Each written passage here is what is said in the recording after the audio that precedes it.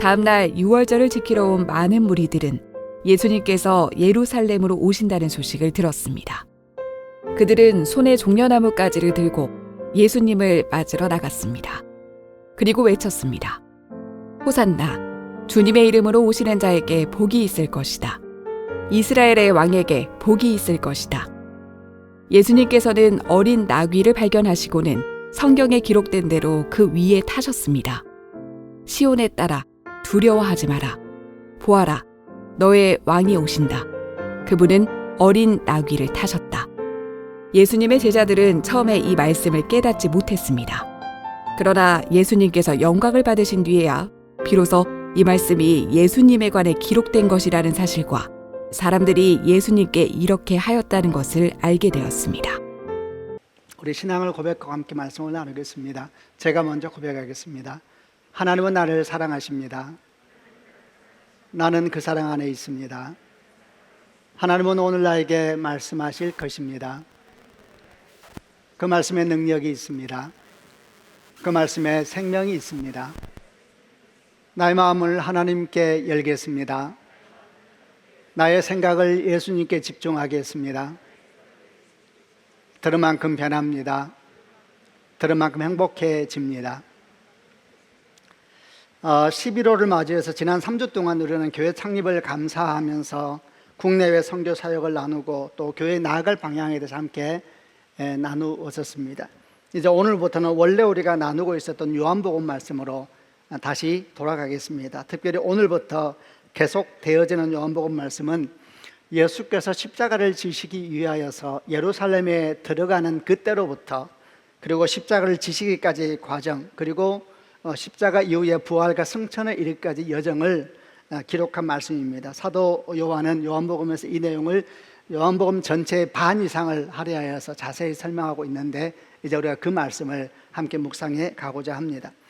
그 중에서 오늘 말씀은 예수님께서 십자가를 지시기 위하여서 예루살렘 성에 들어가시는, 그러니까 십자가 사건이 있었던 한 주간의 시작, 보통 우리가 그날을 종료주일이라고 말하는데 그날에 있었던 사건에 대한 부분입니다.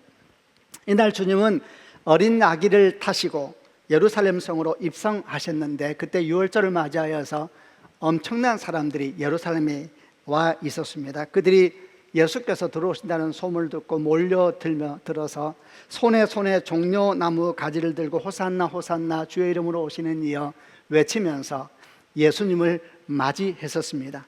그래서 종려나무 가지를 들고 이제 예수님을 맞이해서 이날을 종료주일이라 이렇게 칭하게 된 겁니다.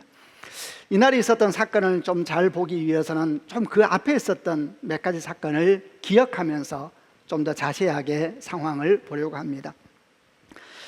이날 앞에 주로 어떤 중요한 일들이 있었냐면은 먼저 요한복음 11장에서 나사로가 죽음에서 살아난 사건이 기록되어 있었습니다. 이 사건 다음에 12장에서 마리아의 향유옥합 사건이 기록되고, 그리고 뒷부분에서 오늘 우리가 보는 예루살렘 입성에 대한 사건이 기록되어 있습니다.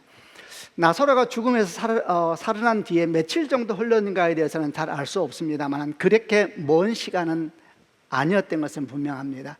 그리고 며칠이 지나고 난 다음에 주님께서 다시 베단이라는 곳에 오시게 됩니다. 베단이는 참고로 예루살렘에서 3km밖에 되지 않는 굉장히 가까운 동네였습니다. 항상 주님은 예루살렘 오시면 그 동네에 머무셨는데 그곳은 죽었다가 살아난 나사로가 살고 있었던 동네이기도 했었습니다. 죽었다가 다시 산 나사로 사건이 얼마나 엄청난 사건이었습니까? 그런데 그 사건 뒤에 주님께서 다시 그 동네로 오셨으니까 나사로 마음도 마리아와 마르다의 마음도 굉장히 특별할 수밖에 없었습니다. 그래서 그날 큰 잔치를 벌이게 됩니다. 그런데 잔치 중에 아주 사건 하나가 일어나게 됩니다. 예수께서 식사를 하시는 중에 마리아가 지극히 비싼 향유 한 근을 가지고 들어와서 그 향유가 담겨있는 옥합을 깨서 예수의 머리와 또 발에 붓고 마리아가 자기 머리털로 그 발을 닦은 사건, 보통 우리가 말하는 마리아 향유옥합 사건이라는 내용이 오늘 본문이 일어난 사건 바로 전날 베다니에서 일어났었습니다. 여러분 그 내용을 기억하시죠? 우리가 3주 전에 11월 되기 전에 나누었던 내용입니다. 이때 어떤 일이 있었습니까? 마리아가 그 옥합을 깨서 예수님의 발을 머리털로 닦을 때에 이를 본 가룟 유다가 굉장히 마음 상해하면서 화를 냈지 않았습니까? 그는 이렇게 말을 했었지요. 이 비싼 향료를 팔면 300데나리온이나 될 터인데 그걸 가난한 자들에게 나누어 줬으면 얼마나 좋았겠느냐, 이렇게 말을 합니다만, 이 말에 대해서 성경은 바로 그 말이 거짓이라는 것을 밝히기 위하여서 바로 고발합니다. 가룟 유다가 이렇게 말한 것은 정말 가난한 사람을 위한 것이 아니었다, 그는 도적이었다, 이렇게 바로 밝히고 있지요. 그런데 가룟 유다만이 아니라 이 사건을 통해서 제자들의 마음도 많이 드러나게 되었는데, 제자들도 사실 마리아에게 굉장히 화를 내면서 이렇게 말했습니다. 왜 이렇게 쓸데없이 허비하느냐. 이제 이런 내용들이 오늘 우리가 맞이하고 있는 바로 그날, 이 종료절일 바로 앞날에 있었던, 바로 하루 차이로 있었던 사건이었습니다. 그런데 주님께서는 제자들과는 다르게 말씀하셨죠. 여인을 괴롭게 하지 말라. 그는 나의 장사를 준비하는 것이다. 복음이 전해지는 곳마다 이 여인이 행한 일도 함께 전해지게 될 것이다, 이렇게 말씀하셨습니다. 굉장히 대단한 말씀이셨죠. 어쨌든 이 말씀하러 간다면 주님께서 그날을 베다니에서 이제 보내시게 된 겁니다. 그리고 그 다음날 드디어 오늘 우리가 마주 대하는 그 날을 맞이하게 됐습니다. 주님은 베다니에서 하룻밤을 보내시고 다음날 이제 예루살렘을 향해서 걸어가시다가 조금 가면은 벳박이라고 하는 지역이 있습니다. 다 예루살렘 주변입니다.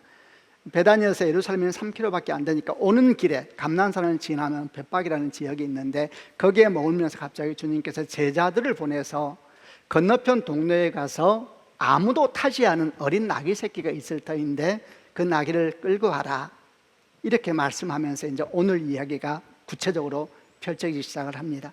이에 대해서는 마태복음에 잘 기록하고 있는데 이 내용을 한번 읽어보겠습니다. 마태복음 21장 1절부터 5절을 개역개정으로 읽어보겠습니다. 제가 먼저 1절 읽겠습니다. 그들이 예루살렘에 가까이 가서 감난산 벳박에 이르렀을 때에 예수께서 두 제자를 보내시며 2절 이르시되 너희는 맞은편 마을로 가라. 그리하면 곧 매인 나귀와 나귀 새끼가 함께 있는 것을 보리니 풀어 내게로 끌고 와라. 만일 누가 무슨 말을 하거든 주가 쓰시겠다 하라. 그리하면 즉시 보내리라 하시니 4절 이는 선지자를 통하여 하신 말씀을 이루려 하심이라. 일러스되 시온 딸에게 이르기를 네 왕이 네게 임하나니 그는 겸손하여 나귀 곧 멍에 매는 짐승의 새끼를 탔도다 하라 하였느니라. 베다니에서 가다가 이제 벳박이라는 곳에서 제자들을 보내서 어린 나귀를 끌고 와라. 그러니까 제자들이 물었습니다. 주님, 그런데 그 나귀 주인이 왜 나귀를 가져가느냐 이렇게 말하면 뭐라고 답을 해야 됩니까?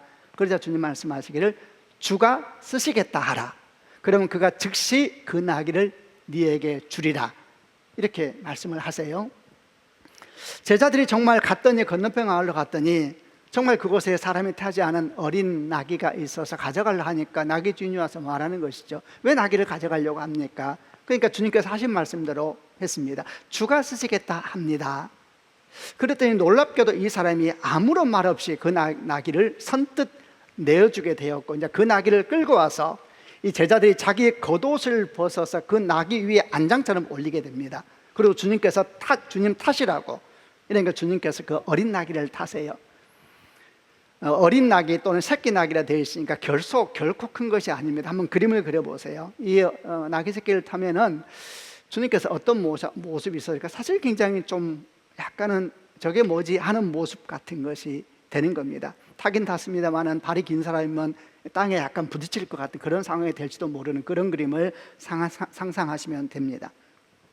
근데 이런 일련의 말씀에 대해서 마태복음 뭐라고 말씀하냐면 이 모든 것이 구약에서 하나님께서 하신 약속을 이루기 위함이다, 이러면서 스가랴 9장 9절 말씀을 인용을 하세요. 자, 그 말씀도 한번 그럼 찾아보겠습니다. 스가랴 9장 9절을 개역개정으로 같이 한번 읽어보겠습니다. 시작. 시온에 따라 크게 기뻐할지어다. 예루살렘에 따라 즐거이 부를지어다. 보라, 네 왕이 네게 임하시나니 그는 공의로우시며 구원을 베푸시며 겸손하여서 나귀를 타시나니 나귀의 작인 것 곧 나귀 새끼니라.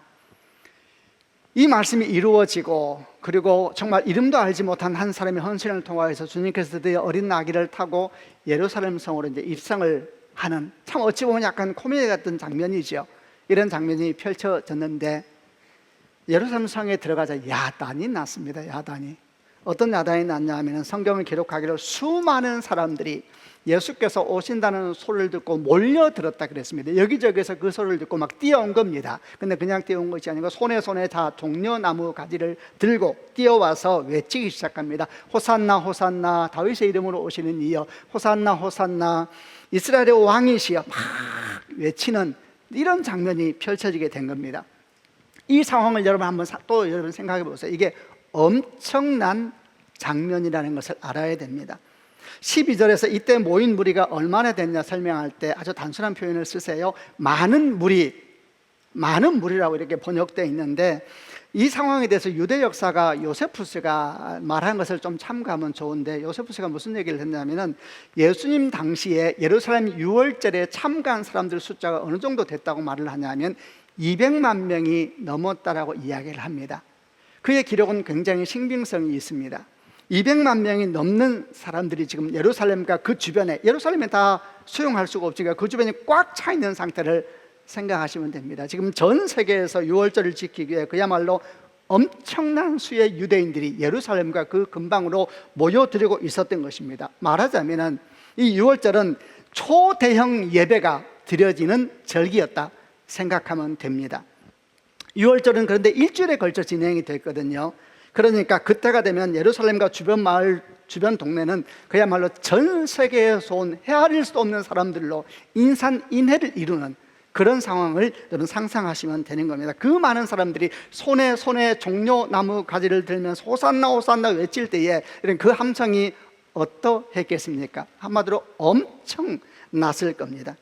이들이 외치는 외침이 호산나 호산나라는 외치면 이것도 주목을 해야 됩니다. 이 말씀은 원래 시편 118편 25절에 나오는 말씀에서 가져온 겁니다. 히브리어로 안나 여호와 호시안나라는 말인데 이게 무슨 뜻이냐면 여호와여 구하옵나니 이제 구원하소서, 호시안나 호시안나 여호와여 구하옵나니 이제 구원하소서, 이렇게 하면 외치는 것인데, 원래 이 외침은 언제 유대인들이 외쳤었냐 하면은 초막절에 제단 주위를 돌면서 하나님께 드리는 찬양이었고 간구였고 예배였던 것이 여호와여 구하옵나니 이제 구원하소서, 여호와여 구하옵나니 이제 구원하소서, 이게 말하자면 간절한 찬양이요 간절한 기도였다라고 이해를 해야 되는 겁니다. 여러분, 그런데 이 외침을 지금 그 엄청난 수의 유대인들이 예수님을 향하여 외치고 있는 겁니다. 왜 그랬을까요? 왜냐하면 지금 이들은 어떤 생각을 하고 있었냐면 예수께서 그들이 그렇게 기다려왔던 메시아라고 생각했기 때문입니다. 여러분, 유대인의 역사는 메시아를 기다리는 역사라 할 수가 있습니다. 지금도 똑같지요. 근데 그들이 기다리고 있었던 메시아는 이 땅의 모든 권력과 권세로부터 유대인을 해방시키고 유대 왕국을 건설할 정치적인 메시아, 군사적인 메시아였습니다. 여러분, 그들이 얼마나 오랜 시간 압제와 고통 속에서 살아왔었습니까? 유대인들이 그런 모든 절망과 아픔을 해방시켜줄 분이 메시아라고 생각하고 있었던 것이고, 그 메시아를 기다리며 사는 민족이 유대 민족이었다. 그들의 정체성의 본질에는 메시아를 기다리는 중심이 있었다라는 겁니다. 그런데 예수께서 바로 그 메시아일지도 모른다는 생각이 이 당시 유월절에 와 있는 모든 사람 마음 가운데 가득 차 있었다라는 것을 알아야 됩니다. 왜 이렇게 됐냐 하면은 원래 그 전부터 예수라는 젊은 랍비가 유대 지방을 다니면서 온갖 기적과 표적으로 온 땅을 흔들어 대고 있다는 걸 알았습니다. 근데 그보다 더 중요한 것이 이 즈음에 어떤 일이 있었냐면, 특별히 바로 얼마 전에 죽었다가 살아난 한 사람에 대한 이야기가 예루살렘을 가득 덮고 있었거든요. 예, 나사로 이야기입니다. 근데 이 소문이 대단히 신빙성이 있다라는 것이 당시 예루살렘에 있는 모든 사람들 마음에 있었던 생각이다라고 받아야 합니다. 이게 무슨 말이냐 하면은 예수님께서 죽은 자를 살리신 게 나사로만 살린 게 아닙니다. 우리가 아는 기억만 하더라도 주님은 나인산 과부의 아들을 살리셨고, 그리고 회당장 야이로의 딸도 살리셨잖아요. 그런데 사실 이런 주님께서 야이로의 과부의 아들을 살린 것이나 회당장의 딸을 살린 것은 예루살렘에 사는 사람들이나 또는 외국에 있는 디아스포라 유대인들이 볼 때에는 그리 신빙성이 없었습니다. 왜냐하면 그 사건이 일어난 지역이 전부 다 갈릴리였거든요. 갈릴리. 유대인들은 갈릴리를 거룩한 땅으로 보지 않았습니다. 그곳에서 무슨 선한 것이 나겠느냐라는 말처럼 별로 그렇게 종교적인 땅이요 하나님의 택한 땅으로 보지 않았단 말이에요. 그러니까 그런 소식이 들려오고 하면은 그냥 바람처럼 지나갔어요. 그게 말이 되느냐 이런 생각하면서 지나갔을 겁니다. 그런데 나사로가 다시 살아난 사건은 매우 경우가 달랐습니다. 이것은 유대인들이 그저 지나가는 소문으로만 치부할 수가 없는 상황이었습니다. 왜냐하면 첫째, 그 일을 직접 본 목격자들이 그 당시 현재에 예루살렘에 대단히 많았습니다. 실제로 요한복음 11장에 나사로가 죽었다가 산 사건이 기록되어 있는데 그 내용을 보면 어떤 말이 나와 있냐면은 나사로가 죽었을 때에 그것을 애도하는 사람들이 예루살렘에서 많이 왔다라는 기록이 되어 있어요. 왜냐하면은 이 베다니와 예루살렘의 같은 상황까지 보면 되거든요. 그러니까 나사로를 아는 사람이 예루살렘에 많았어요. 그러니까 나사로가 죽었다는 말 들으니까 불쌍히 여겨서 예루살렘에서 많은 사람들이 애도하기에 왔다라고 요한복음 11장에 기록이 되어 있거든요. 그들은 애도하기 위해서 왔어요. 그리고 그 죽음의 현상을 다 봤다고요. 근데 예수께서 오셔서 4일 만에 나사로야 나오라 이랬을 때 정말 온몸에 천을 두른 상태로 걸어 나오는 나사로를 그들이 눈으로 본 거예요. 목격자가 된 겁니다. 그러니까 그들이 예루살렘에 가서 이 얘기를 막 전하기 시작한 거예요. 그것만이 아닙니다. 또 베다니와 예루살렘이 매우 가까운 곳이었기 때문에 유대인들이 이 소문이 진짜일까 궁금하면 가서 나사로를 직접 만나볼 수가 있는 상황이었습니다. 실제로 요한복음 오늘 본문 바로 앞에 보게 되면 어떤 내용이 나오냐면 많은 무리들이 예수께서 베다니에 왔다는 하루 전날 베다니에 오셨잖아요. 그 소식을 듣고 예수님도 보고 죽은 나사로도 보기 위해서 많은 무리가 베다니에 갔었다는 기록이 나와 있습니다. 이런 상황들이 막 펼쳐지고 있는 상황이었기 때문에 그때 유월절을 맞이하여서 전 세계에서 온 그 엄청난 사람들이 나사로가 다시 살아났다는 사건을 부인할 수가 없는 그런 상황 가운데 놓이게 된 겁니다. 그렇기 때문에 이 사건의 주인공인 예수님에 대해서 주목을 하지 않을 수가 없는 상황이었어요. 그들은 아마도 이런 생각을 했을지 모릅니다. 정말 나사로 사건이 사실이라면, 그렇다면 이분이야말로 혹시 우리가 기다리던 바로 그 메시아가 아니겠는가? 정말 나사로가 죽은 지 나흘 만에 온몸에 천을 두른 상태에서 살아났다면 이 사건을 일으킨 이분이야말로 우리가 그렇게 기다렸던 메시아가 아니겠는가? 이분이 메시아가 아니시라면 어떤 분이 메시아이겠는가? 이런 생각이 예루살렘을 가득 덮고 있는 상태였다는 것을 이해를 해야 되는 것입니다. 그러니까 그 예수께서 예루살렘 성에 들어오신다 그러니까 이들이 달려나가기 시작한 거예요. 손에 종려나무를 들고 상상해 보세요. 200만 명이 어떻게 그 주변에 온 예루살렘을 다 덮고 그들이 소리를 지르기 시작하는 거예요. 호시안나 호시안나, 다윗의 이름으로 오시는지요, 이스라엘 왕이시여, 우리의 구원자시여 외치고 있는 모습을 여러분 상상해 보시기를 바랍니다. 엄청난 사람들의 엄청난 함성을 가지고 초대형 예배가 지금 그곳에서 드려지고 있는 중이란 말입니다. 지금 유대인들은 하나님께 드렸던 찬양과 간구를, 제단을 돌면서 드렸던 찬양과 간구를 예수를 향하여서 지금 드리고 있는 중이란 말입니다. 이건 예배거든요, 예배. 그들이 손에 종려나무 가지를 들고 흔들고 있다 그랬는데 이 종려나무 가지는 아주 생김새가 수려하고 쭉 뻗어 있어서 기쁨, 영광, 승리 이런 걸 상징했다 그럽니다. 그러니까 개선 장군들이 전쟁에 승리하고 들어오면 종려나무를 가지고 흔들고 환영했다는 이야기를 하거든요. 그들이 왜 이걸 흔들겠어요? 자기의 구원자가 온다는 이야기입니다. 메시아라고 지금 생각한 겁니다. 메시아가 저분이 분명할 것이다. 저분이 아니면 누가 메시아이겠는가? 이런 마음으로 호시안나 호시안나 외칠 때에 그들 마음은 어떤 생각이 들었을까요? 이제 다 끝났다는 것이죠. 이제 절망의 시간은 끝났다. 이제 눈물의 시간은 끝났다. 하나님 메시아가 오셨다. 이제 유대인의 왕국은 다시 시작될 것이다. 죽은 자를 살린 분이시니 뭘 못하시겠는가? 이런 마음으로 여러분 200만 명이 호산나 호산나 소리를 지르는 모습을 상상해 보세요. 여러분 엄청난 초거대 예배가 이날 종려주일날 예루살렘과 그 주변 마을에서 동시에 드려지고 있었다 생각하면 되는 겁니다. 저는 이 말씀을 가만히 묵상하면서 한번 그 현장을 상상 속에서 바라보았습니다. 약간은 높이 떠서 같이 앉아있으면 너무 많으니까 사람들이 그 모습을 바라보니까 정말 엄청난 장면을 볼 수가 있었습니다. 정말 요세푸스의 기록처럼 당시 6월절에 200만 명 이상의 사람들이 왔었다면, 그리고 그것이 대단히 신빙성 있는 기록이라는 걸 받아들인다면 이 외침과 한구는 참으로 엄청 낫겠구나. 이런 생각을 하면서 잠시 우리나라를 생각하게 됐습니다. 여러분, 우리나라가 복음이 정말 피크를 칠 때에, 복음의 최전성기 때에 여의도 광장에 얼마나 많은 사람이 모여서 하나님 이름을 불렀었는지 모릅니다.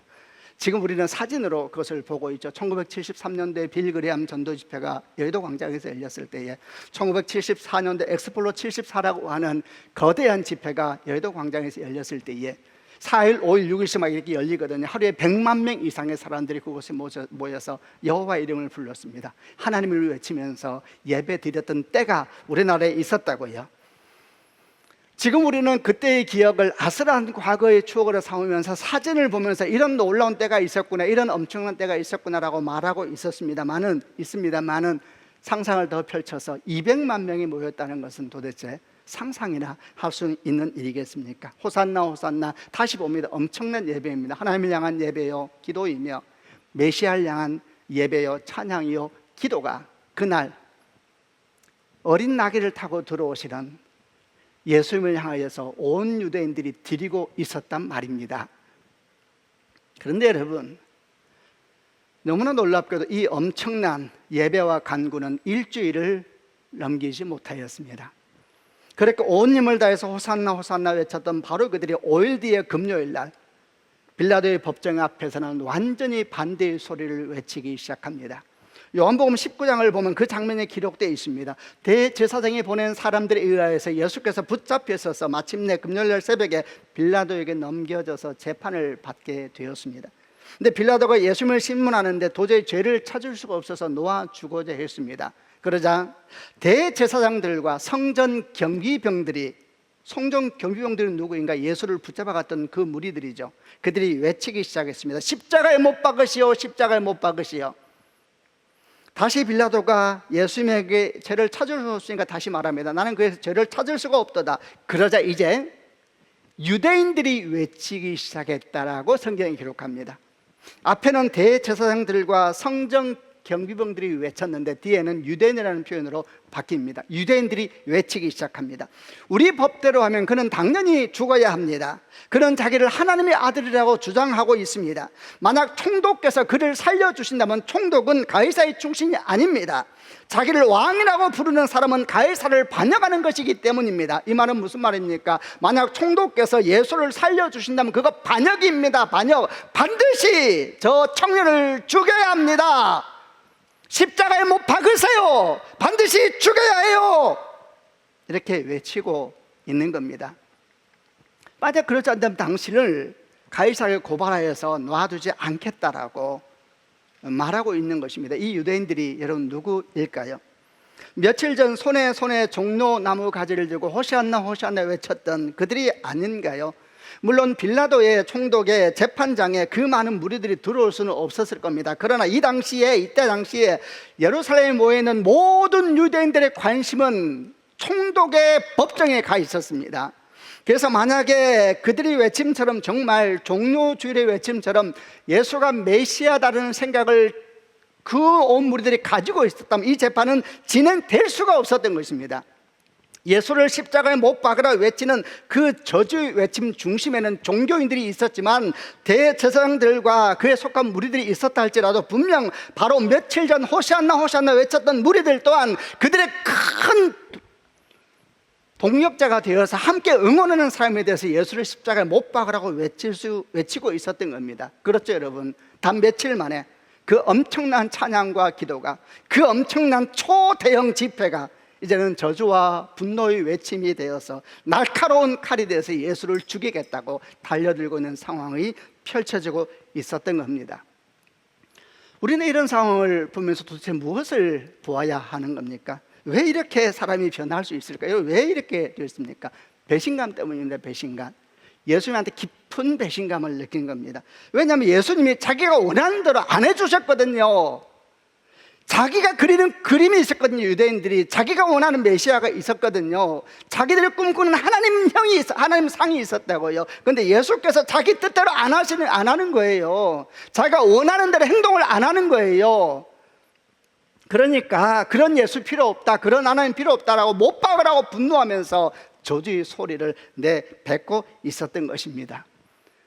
여러분, 이런 유대인들이 이해되지 않으세요? 저는 매우 잘 이해가 됩니다. 왜냐하면 이런 유대인들은 그때만 있는 것이 아니거든요. 지금도 여러분, 하나님의 그림을 자기가 딱 가지고 있는 사람이 한둘입니까? 그래서 할렐루야 할렐루야 아멘 하다가도 기도 응답되지 않는다고 막, 여러분, 주님 앞에서 돌아서는 사람이 한둘입니까? 자기가 원하는 하나님 상에 있는 사람이 지금도 많거든요. 그래서 아침에 아멘하고 저녁에는 전혀 반대의 말을 하는 사람이 한둘이 아니기 때문에 저는 유대인들이 너무 잘 이해돼요. 이런 사람들 많아요. 이게 종교인이거든요. 종교인은 신을 자기가 조종하는 사람들이 종교인이거든요. 자기 정성을 바쳐서 신을 감동시켜서 그 감동 속에서 인생 멋지게 만들어 보겠다고 하는 그들이거든요. 이거 인생 대단한 투자거든요. 종교인이거든요. 종교인. 그러니까 저는 이런 유대인의 모습이 전혀 이상하지 않아요. 근데 사실 저는 이 말씀을 보면서 아주 이상한 것이 하나 있었어요. 그것이 예수님이에요. 예수님께서 호산나 호산나 외치는 사람들의 함성을 기뻐 받으시면서 어린 나귀를 타고 예루살렘 성으로 들어가고 계셨잖아요. 이걸 저는 이해할 수가 없는 거예요. 주님은 분명히 그들이 외침이 잘못된 신앙이요, 잘못된 믿음이요, 잘못된 찬양이요, 잘못된 기도인 것을 아셨는데, 그렇다면 그 찬양을 거부하고 그 예배를 거부하면서 거룩한 분노를 토해야 되는 거 아닌가요? 나는 너희가 원하는 그런 메시아로 온 것이 아니다. 나는 너희가 부르는 그 찬양, 그 기도 듣지 않겠다. 너희는 내게 하나님이라 부르면서 끝없이 나를 조종하려고 하고 지배하려고 하는구나. 내가 네 종이냐? 이렇게 하셔야 되는 거 아니에요. 저는 유대인들이 이해가 안 되는 게 아니에요. 유대인 다 이해돼요. 뭐 한두 명 만나요, 그런 모습들을. 예수님이 이해가 안 되는 거예요. 왜 그런 찬양 그냥 받으셨을까? 왜 그런 예배 그냥 받으셨을까? 혹시 이런 생각을 해봤습니다. 주님이 여러분 200만 명이 넘는 사람이 환호를 지르면 어떨 것 같아요, 사람이? 주님이 정신 없으셨나 보구나. 그 엄청난 대중의 환호, 여러분 아세요? 수많은 함성은 우리를 헷갈리게 합니다. 무엇이 진짜인지는 모르게 하죠. 예, 길을 잃지요.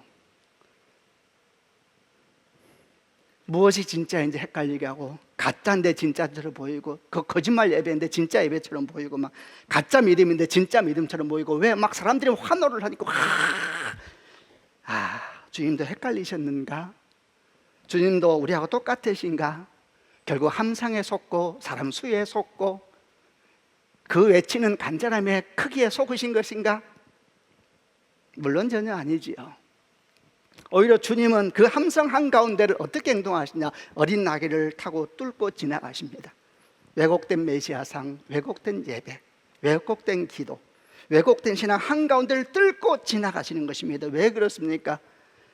그런 신앙을 뚫고 지나가 깨뜨려지지 않으면, 그 신앙이 무너지지 않으면 진짜 신앙에 이룰 수 없기 때문에 주님은 어린 나귀 새끼를 타고 뒤틀린 신앙 한가운데를 뚫고 지나가시며, 무너진 예배 한가운데를 뚫고 지나가시며, 거짓된 기도 한가운데를 뚫고 지나가시며, 그 찬양을 깨뜨리기를 원하시고, 그 기도를 무너뜨리기를 원하시고, 그 예배를 무너뜨리기 원하시는 것이죠. 그걸 뚫고 지나가지 않으면 참된 찬양에 이를 수가 없고, 참된 기도에 이룰 수 없고, 참된 예배에도 이룰 수가 없는 거거든요. 여러분, 예수님은 어린 나귀를 타고 지나가시잖아요. 당시 유대인들이 기다리는 메시아는 그렇게 하면 안 되거든요. 엄청난 최고의 말을 타고 왕처럼, 장군처럼 딱 지나가야 되거든요. 근데 주님이 어린 나귀를 타고 지나가시면서 그 거짓된 생각들, 속이는 영들, 거짓된 함성들, 여러분 그 한가운데를 뚫고 지나가면서 무너뜨리고 깨뜨리시고 회파하고 계시는 것입니다. 이런 주의 모습을 보면서 얼마나 많은 생각이 저는 들었는지 모릅니다. 제 마음 가운데 가장 이 상황 속에서 그 한가운데 들어가면서 들었던 생각은 한 가지입니다. 예배란 도대체 무엇일까? 예배란 도대체 무엇일까? 주님께서 그 엄청난 환호를 뚫고 지나가시면서 깨뜨리기 원하셨던 그 예배, 무너뜨리기 원하셨던 그 찬양, 정말 회파하기 원하셨던 그 기도, 그 신앙은 무엇이었을까? 진짜 예배는 뭘까? 진짜 찬양은 뭘까? 진짜 기도는 뭘까? 정말 생각을 하게 됐습니다. 이제 제가 뒤에 짧게 정리하면서 주님께서 정말 우리에게 보여주시는 예배가 뭔가에 대해서 5가지로 세상에 짧게 하겠습니다. 5가지로 짧게 짧게 말씀을 전해볼 테니까 아무쪼록 주의 성령이 우리와 함께 하시사 기억날 것을 기억나게 하시는 축복이 있기를 바랍니다. 여러분, 참된 예배는 뭡니까? 주님께서 생명을 들이시면서 깨기 원하셨던 거짓 예배, 우리에게 그렇게 주기 원하셨던 참된 예배, 그 예배는 어떤 예배인 것입니까? 첫 번째, 그 참된 예배는, 예배란 하나님의 약속의 완성으로 우리에게 주어졌다는 사실을 아는 것입니다. 여러분, 오늘 예수께서 보여주신 모든 모습은 스가랴 선지자를 통하여 주신 예언이 이루어진 사건이었습니다. 예수님은 하나님이 주신 약속의 완성으로 우리에게 오신 것입니다. 우리가 예배하는 예수님은 말씀이 육신되어서 우리에게 오신 것입니다. 그러므로 여러분, 하나님 말씀의 생명력을 믿지 못하는 사람은 이미 예배의 근본이 무너졌다는 것을 기억하는 축복이 있기를 바랍니다.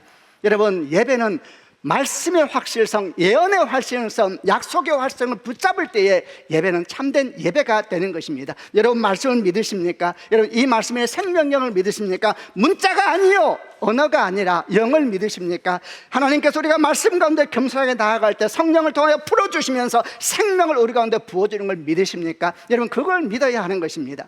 예수님의 약속의 완성으로 우리 가운데 오셨습니다. 그래서 예배하는 자들마다 주의 말씀 앞에 무릎을 꿇고 성령의 인도하심을 구하면서 주에게 말씀하여 주옵소서, 말씀을 듣기를 원하나이다, 이런 마음으로 주께 나아가야 되는 것입니다. 참된 예배, 참된 신앙, 참된 믿음, 참된 기도, 참된 찬양, 다 말씀 위에 굳게 서야 하는 것입니다. 아주 옛날 찬양이지만 정말 분명하지 않습니까? 주의 약속하신 말씀 위에서 영원토록 주를 찬송하리라. 소리 높여 주께 영광 돌리며 약속 믿고 굳게 서리라. 굳게 서리, 영원하신 말씀 위에 굳게 서리, 굳게 서리, 그 말씀 위에 굳게 서리라.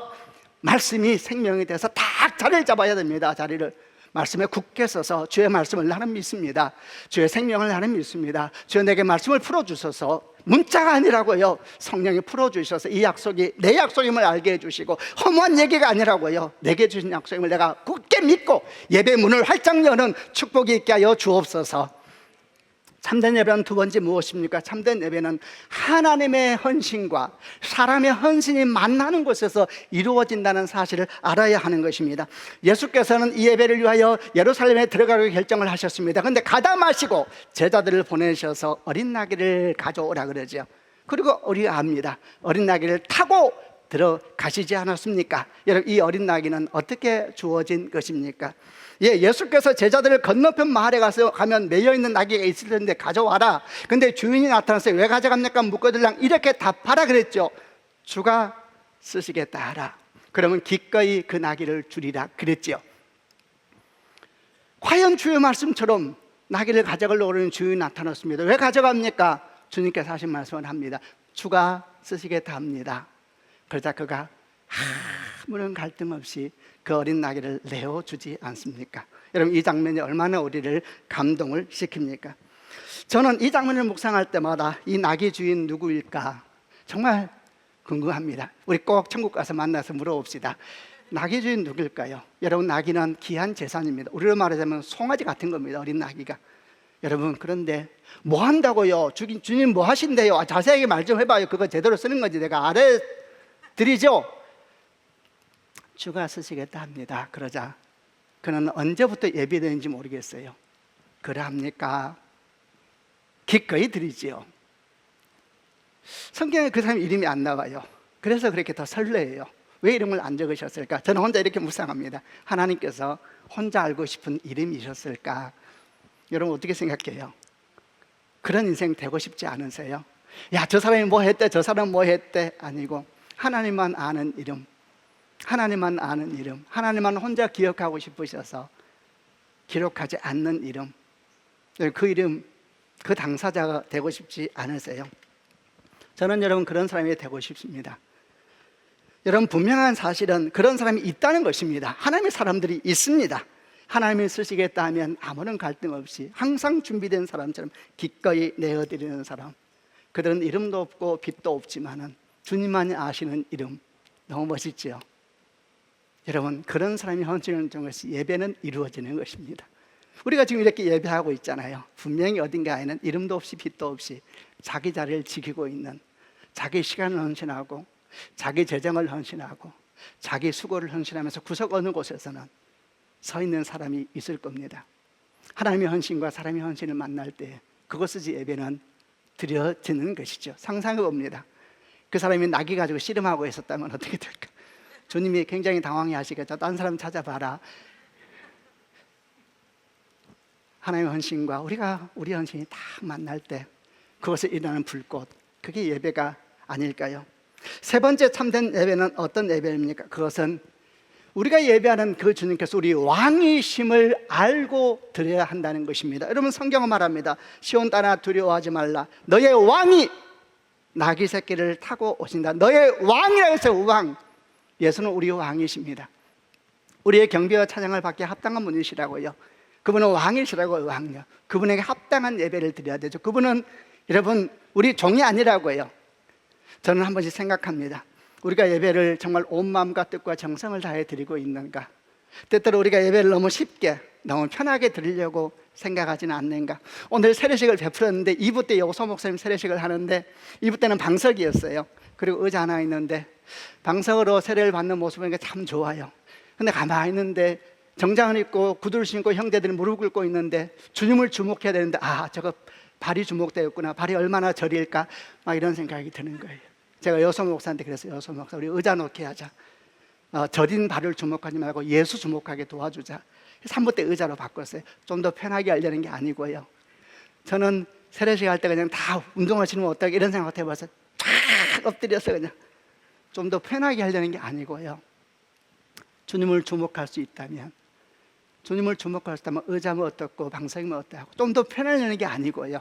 좀 더 편하려는 게 아니고요. 나의 왕 나의 하나님이시여 내가 주를 경배하나이다. 나의 노래시여 나의 호흡이시여 내가 주를 경배하나이다. 나의 하나님이십니다. 나의 하나님이십니다. 그분 우리 왕이세요. 왕. 존귀와 찬양을 받기에 합당한 왕이시지요. 뜻과 정성을 다해서 예배하고 있습니까? 너무 쉽게 괜찮아 설교할 때 가면 돼. 괜찮아 너무 쉽게, 너무 편하게. 코로나는 참 많은 걸 우리에게 도전하고 있습니다. 정말 여러 상황이 있어요. 그러나 저는 좀 더 수고하고 좀 더 애써야 되지 않을까? 그게 예배가 아닐까? 그게 사랑이 아닐까? 헌신 없는 사랑이 세상에 어디 있는가? 네 번째, 참된 예배는 또 뭘 알아야 됩니까? 그분이 나귀를 타고 오신 왕이라는 걸 알아야 하는 것입니다. 여러분, 나귀는 뭡니까? 여러분, 어린 나귀를 무서워하는 사람은 없습니다. 어린 나귀를 바라보면 권위보다는 친밀함이 느껴지지 않습니까? 어린 나귀는 애들도 가서 만집니다. 애들도. 주님 우리에게 어떻게 오셨습니까? 나의 친구요, 가장 내게 가까이 계신 나의 하나님, 그분에게 토하지 못할 것은 아무것도 없습니다. 그분은 죄인들과 세리와 창녀의 친구입니다. 그래서 우리의 친구도 되셨습니다. 아멘이죠. 그분은 세리와 창녀, 죄인들, 문둥병자, 버려진 자의 친구였습니다. 그래서 여러분과 저의 친구도 될 수 있었습니다. 모든 걸 토해도 됩니다. 그분 앞에 숨길 것도 없고 감출 것도 없고 나인데 라고 말하지 않아도 되는 분이 있습니다. 말하지 않아도 아시는 분, 내 슬픔을 그냥 거침없이 내버려도 받으시는 분, 인생을 설명하지 않아도 되는 분이 있다는 사실이 얼마나 좋습니까? 그분이 예수님이십니다. 나보다 내게 가까이 계시고, 생각해요, 내 호흡을 세시고 내 심장에 길을 대시는 그분, 나의 하나님, 나의 주, 나의 주님, 나의 예수님이십니다. 여러분, 또 나귀를 탔다는 건 뭡니까? 화해의 하나님을 오셨다는 것입니다. 옛날에는 왕의 특사가 어떤 도시에 평화에 사절려고 하게 되면 말을 안 타고 나귀를 탔다고 합니다. 왜? 나귀는 전쟁할 때 쓰는 짐승이 아니거든요. 화해의 하나님으로 오셨다는 이야기죠. 그래서 예수께서 오셔서 우리가 예배 중에 화해 역사를 일으킵니다. 어떻게? 하나님과 나를 화해시키시고, 회개죠. 그게 사람과 사이를 화해시키시고 용서함이잖아요. 그리고 나 자신과 나를 화해시키시고 자기를 좀 받아들이게 되잖아요. 그래서 예배할 때 우리는 회개하고, 예배할 때 용서하고, 예배할 때 좀 자기를 용납하고, 그리고 세상과 우리를 화해시키고, 이게 예배잖아요. 예배. 나는 여러분 축복합니다. 우리가 예배 가운데 그런 회복이 있고 그런 용서가 있고 그런 용납이 있는 축복이 있길 바랍니다. 마지막 5번째, 모든 예배는 십자가를 향해 가야 합니다. 주님은 예루살렘 성에 들어가는 게 목적이 아니셨죠. 예배 그 자체가 목적이 아닙니다. 십자가를 향하여서, 십자가를 향하여서 날마다 나를 못 받고 나의 욕망과 나의 욕심과 나의 꿈과 나의 아픔과 나의 눈물까지도 주 앞에 못 받고 다시 그곳에서 시작되는 나, 그게 예배 아닌가요?